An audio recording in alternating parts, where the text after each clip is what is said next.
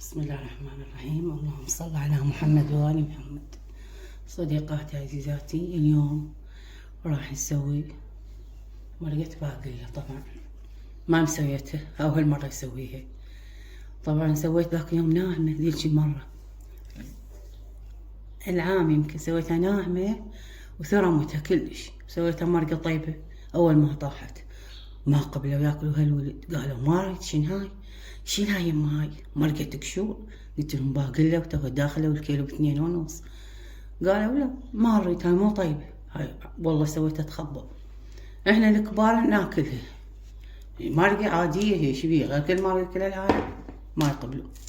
بس قلت انا هسه اختاريت الكبار. شوفوا الكبار ذني، راح اقشرها واسويها مرقة. اسويها يعني مرقة لازم تصير مطبق هي. بس قلت خلنا اقشرها عن جيل هذا الوقت. ما ادري شنو والله مشكلتهم. الرجال هم قاعد خطيه البارحة ما راح للدوام، يوزعوا لهم الموظفين قطع اراضي. وين من السقوط لهسه ما موزع، توزع. النوبة تريد 20 معاملة سوينا. قالوا له زوجتك مسقط راسها بغداد، روح لبغداد جيب لنا تأييد، لأن هي ما مستمر من بغداد. قالهم عنا من زمان، صار لنا 20 سنة وفوق 20 سنة من جينا من بغداد لهنا. قالوا لا إلا تأييد. جاهم عود على أساس محامي. إيش قال لهم؟ قال لهم أنا أسوي لكم الطابو.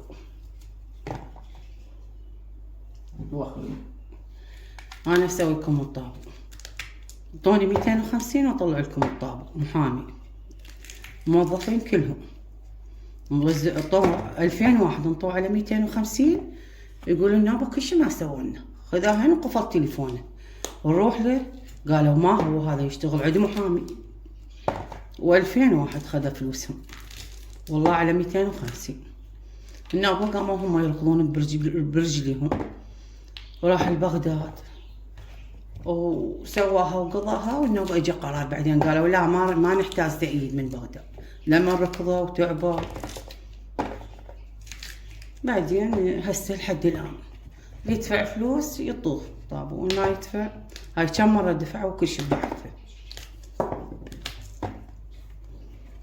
ما نعرف شلون ما يصير زلزال بالعالم. تاخذون رواتب بعد، شنو الفلوس تاخذوها؟ ما ادري ايش بيها العالم، ما ادري شنو جرى. هذا الجيل هذا الجديد عنا، هذا شنو الجيل الجديد.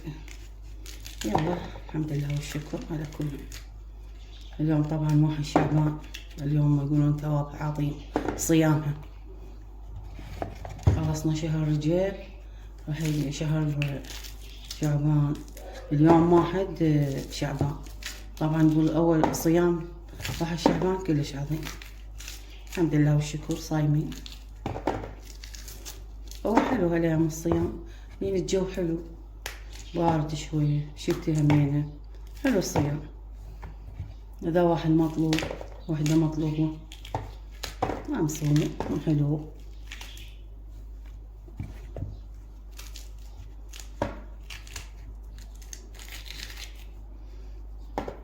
سوي مرقة باقلة وزوري. أقل هم الزور صاحت كلش صاحت.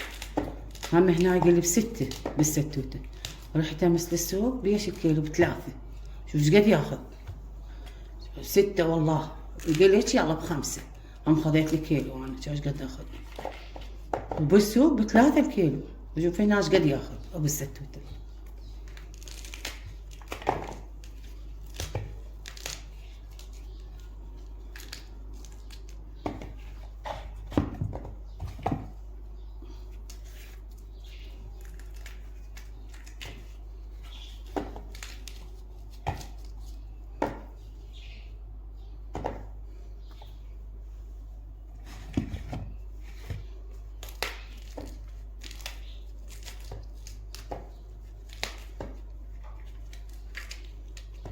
شوفوا شو لك شو بهن نص كيلو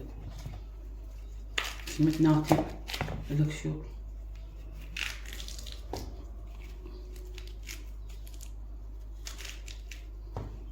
اخلص اخلي اللحم باي وقت بدي احضر النار. احضر واحد ام البيت اول ما تقدر تفكر بيه من بس بالغدا. الريوق والله سهله، بيض يما جبن شاي، بس الغدا شنو لازم تفكرين بيه يوميا. دجاج مثلا، لحم، مرقة فاصوليا. اتذكر احنا كنا قبل من كنا بالمدرسة كانت تجينا الله يذكرها بالخير، تجينا بالمنزلي، كان عندنا منزلي مدرسة هي حلوة تخبط من اهل الناصرية، كلش حلوة تخبط. قالت هي الأسرية شنو الطبخ على البيت يعني. قالت بالليل وهي تنام تفكر باكر شطبخ. احنا كنا قبل صغار ما نعرف اليوم بعد طالبات. هسه حكاية كلها هسه اتذكرها والله العظيم، صدقت كبرنا وتزوجنا وهاي صدق ام البيت بالليل تفكر وهي حطت راسها على المخدة وقالت باكر شنو الغدا تفكر. مرات انا ما عندي احتار، اقول للولد اقول لابني هذا الصغير قلت له شنو اقول لك باكر غدا انا؟ قال لي يما هيجي. قلت له يا خوش ساعدتني مسوي لنا هاي الاكل، سوي لنا هاي الاكل.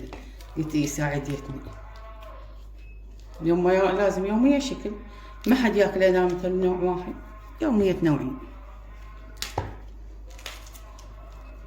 لازم يومية نوعين. يوم روبه مطبق، يوم مرقه بعد بتنوعين. خلصت تشوف هاي الكشور صارت شوف واحد شوف صارت هاي كيلو ولا ربع نص كيلو والله زيت. شوف هاي الكشور صارت تشقد والباقي كله هاي بالزين بس راح اسوي بالسكينة اقسمها بالنص منها وافلسها همينة.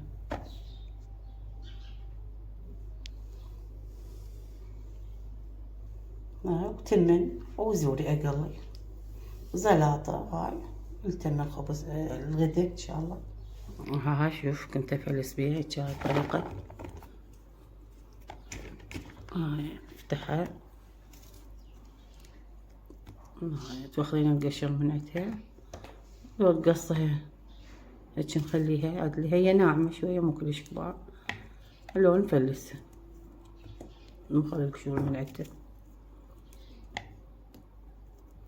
وياها شبنت طبعا ولحم تصير طيبة.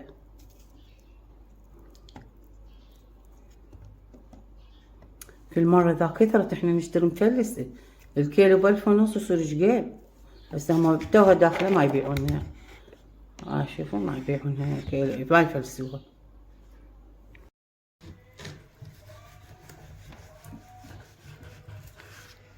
هاي الصدر مال دجاج راح نسويه صاج، طبعا قصصه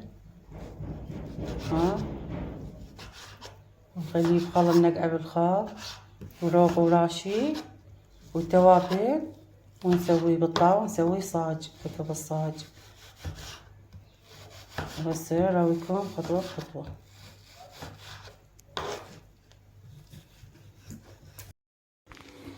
وهذا الصدر هسه تبلته طبعا خليت عليه راشي وروبه وليمون وحامو لا مندوزي، خليت عليه توابل، عصرنا عليه عصر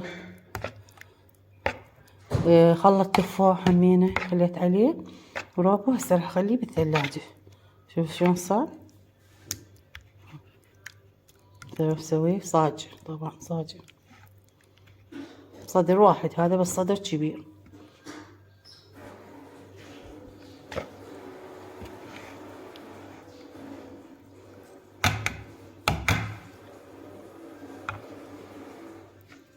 خليه بالثلاجة احسن شوي يبرد لما ينقع همينه يتبل بعد زيادة.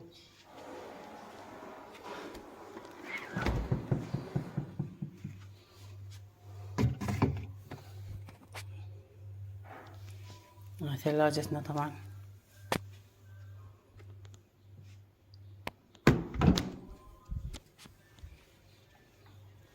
هذا البيت هم نظفناه نظيف.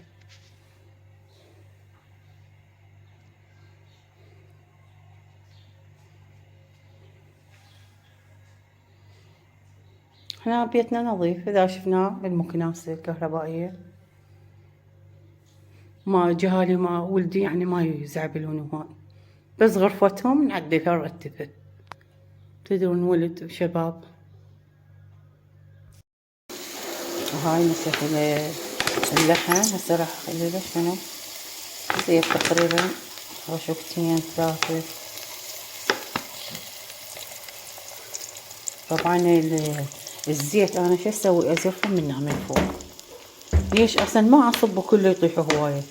اذا صبه انت تتحكمين تظلين بيها.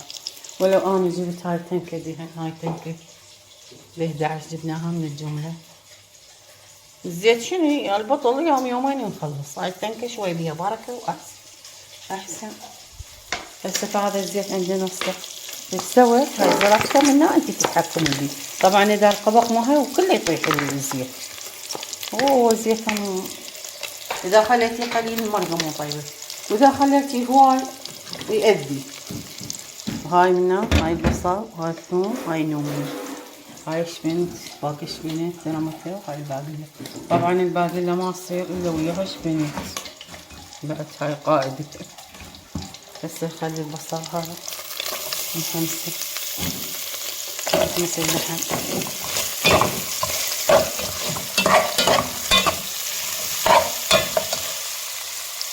ملح هسه راح اخلي له ملح.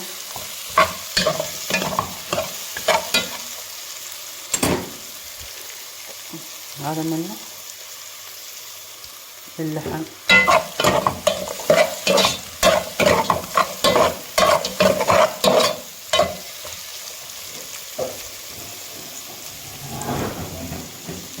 ما اخلي اللحم يبس كلش، بس شويه شي 5 سنه يطرف يعني الزفره والبصل هذا وياه.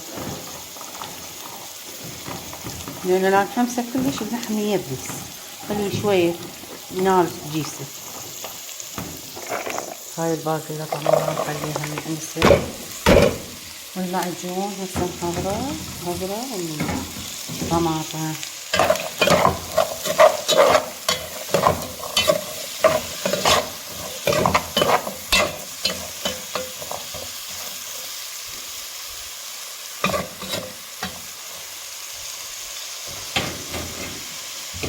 هاي الثوم واليومية.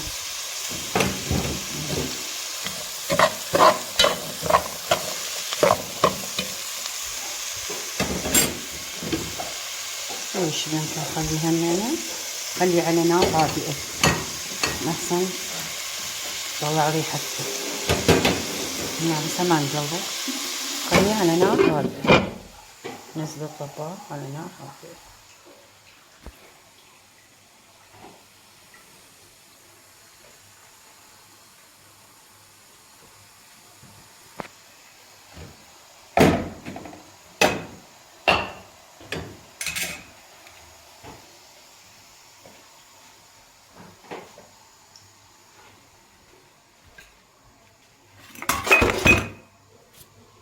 هاي بوتيتي هم مقلامة سويناه. وهي الصاجي يعني اسوي الصاج انا لفات يروحون للدوام. طبعا ابني وزوجته ياخذون صاج لفات وياهم. هذا تمن بشاور هم نقعد يروحون بالثنتين.